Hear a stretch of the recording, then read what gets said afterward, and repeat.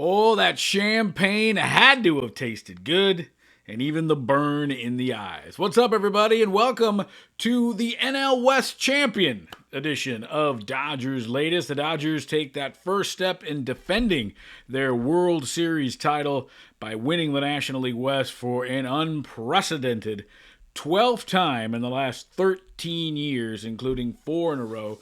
Dodgers made a statement by shutting out the Diamondbacks yesterday, 8-0. And of course, it was the horses that got him there. Yamamoto, 6 scoreless. Ohtani hit a home run. Freddie Freeman hit a couple of bombs. And the bullpen, for as much as they struggled, 3 shutout innings to get them across the finish line. And the Dodgers have wrapped up the division. They will host a Wildcard series beginning on Tuesday. All 3 of those potential games will be at Dodger Stadium starting on Tuesday when the Major League Baseball playoffs get underway. What's up, everybody? Jim Rodriguez here. You can always hit me up on X and on Instagram at JRodShow. And again, continue, please, to like, subscribe, hit those thumbs up button as the Dodgers continue to move on in the postseason. And for the Dodgers, man, I tell you what, it's a remarkable run. I always hesitate to say it was what the Braves did because the Dodgers have already surpassed what the Braves did, and the Dodgers have won 2 world championships trying to win a third. But let's talk about really, this remarkable thing. 12 NL West titles in 13 years. And for Dave Roberts, remember, Dave Roberts came aboard in 2016. So for Dave Roberts, he has only managed in the postseason in his career as a manager. So for the Dodgers, 12 out of 13. For Dave Roberts, 9 out of 10. Both of them 4 straight. And it's an interesting situation here because since Dave Roberts took over, the least amount of wins the Dodgers had in a season was in 2016, his first year, when they won 91 games. Well, the Dodgers won their 90th game of the year last night in Arizona. So this could potentially be one of the lowest win totals that Dave Roberts' NL West championship teams ever had. And the ironic thing is the way baseball goes. We talked about how it's 12 championships, 12 NL West titles in 13 years. The year they didn't win the NL West title, 2021, the Giants won the West, and the Dodgers won 106 games that year. It was the Dodgers and Giants set a record for most combined wins in a playoff series. There was no wild card series. The wild card ended up playing the number 1 seed in 2021. Dodgers were the wild card. They played the Giants and beat the Giants in 5 games with the deciding game in San Francisco. So in a remarkable era, I know Dave Roberts gets a lot of criticism, and and it's deserved. And I get a lot of criticism for saying that they'll put a statue up there for Dave Roberts. But I mean, this is unprecedented. 12 NL West titles in 13 years, 2 world championships, 2 more trips to the World Series. It's been a remarkable run, and I tell you what, many criticisms, and he deserves them, the way he's managed the pen, Kershaw early on, and the way it's been a horrific bullpen this year. But at the end of the day, the Dodgers are where they expected to be, and that is in the postseason for a 13th consecutive year, and you can't win it unless you're in it. So congratulations to Dave, to the organizations, and more importantly to the players who, man, really scuffled. And I gotta tell you what, maybe forgotten about all this. It was good to see Tanner Scott pitch in yesterday's game. Ended up pitching a shutout inning, his little contribution there, because it's been a rough year for him. But the Dodgers heading to Seattle really with nothing to play for.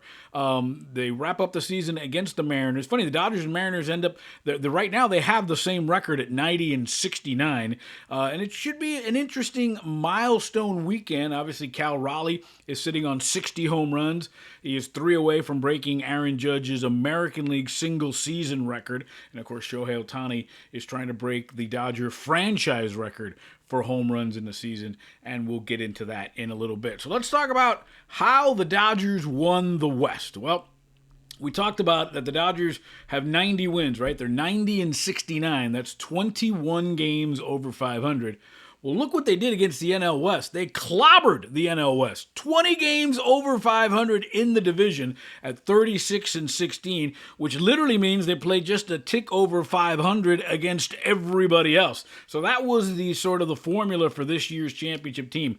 Bully your division, win, be 20 games over 500 against them, and then just play 500 the rest of the way, and you get across the finish line. And what made it remarkable for me is you can criticize this team all you want, but every time they were challenged, when the Padres stepped up, the Giants stepped up, the Diamondbacks stepped up, the Dodgers punched them in the face, right? They were 9-4 against the Giants and the Padres. They were 7-6 against Arizona, and of course they just, clobbered the Rockies. They won 11-13 against them.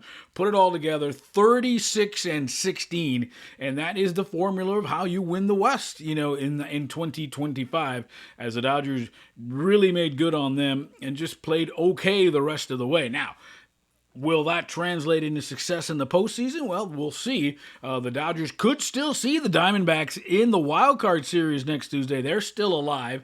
We'll get into that, into who's next, coming up later on here on Dodgers Latest, but that really was the formula. The Dodgers struggled against the Brewers. They went 0-6 against the Brewers, lost the season series to the Phillies and to the Cubs. So they're going to have their hands full if they end up seeing one of those two teams if they get out of the wild card series. And right now, it looks like the National League is pretty well locked up, right?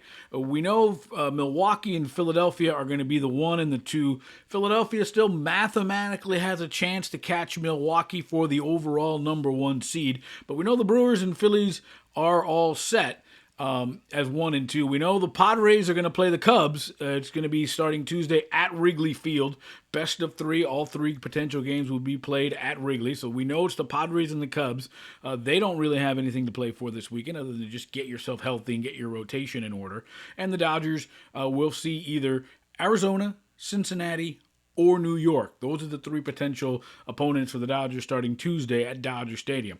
The Mariners, who the Dodgers are going to see this weekend, they are AL West champs. First time they've won the American League title, American League West title since 2001. That was Ichiro's rookie season. The iPhone didn't even exist last time the Mariners won the AL West title. They are a game behind Toronto and the Yankees for the overall best record in the American League. So they still have a little bit to play for, and obviously Cal Raleigh trying to chase down history and hit 3 home runs over the weekend to become the all-time single-season home run leader in the American League. Speaking of history, well, Shohei Ohtani did it again. Hit a home run in yesterday's game, and that was his 54th home run of the season. He's, locked. I know Kyle Schwarber has had an amazing year, but Shohei's the MVP, right? He's going to win his 3rd MVP in a row.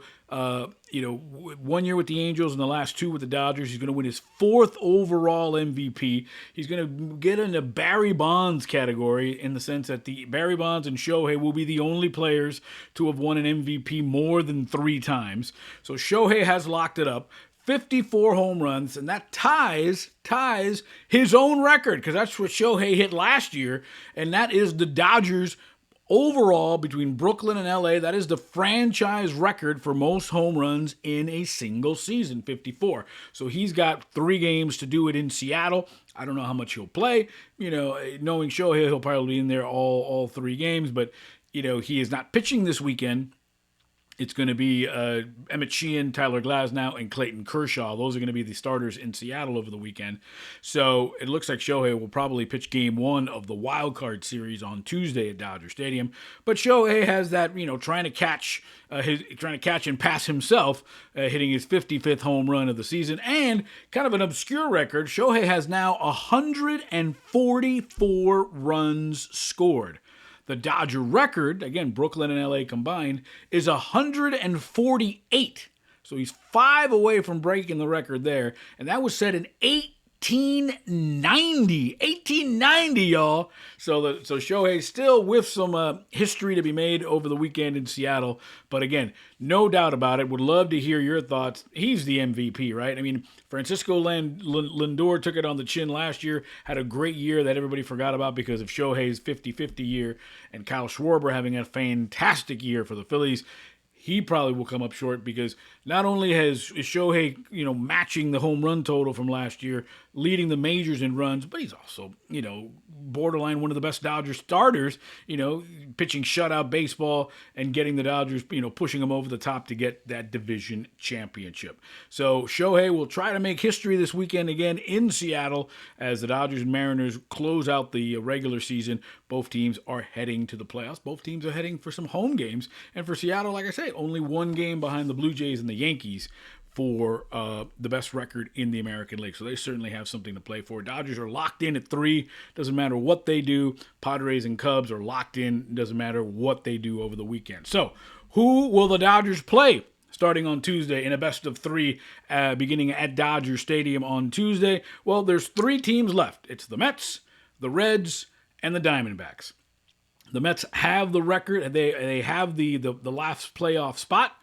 They are 1 game ahead of the Reds, and they are 2 games ahead of the Diamondbacks. Now, Cincinnati let's start with the Mets, who are the leaders, who are the wild card. They will be in Miami over the weekend. The Marlins, what an amazing year for them, right? They were supposed to lose way over 100 games. They were flirting, sniffing around 80 wins, and were actually still alive as of yesterday. So they'd love nothing more than to wreck the Mets season. So the Mets are in Miami for 3 games.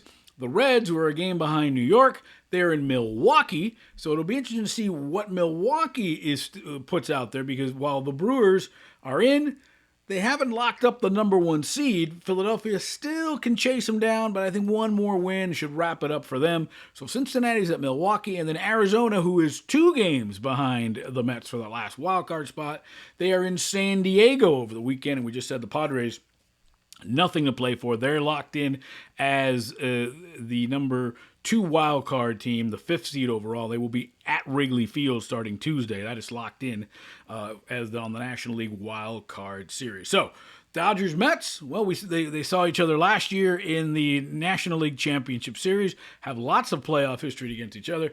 Dodgers Reds, well, they met, they were a great division rival in the 70s with the Big Red Machine and Johnny Bench and Pete Rose, Joe Morgan, Tony Perez.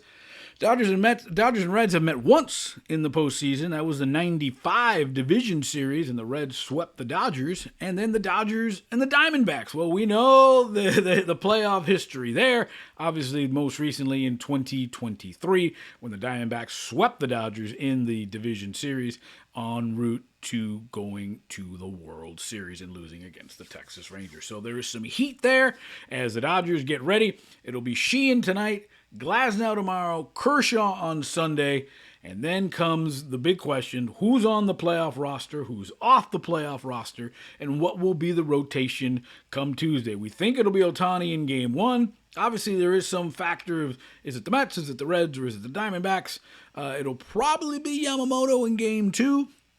And then, what do you do with Snell? If you've got Snell to pitch a winner take all. If not, you've got him to start in Philadelphia.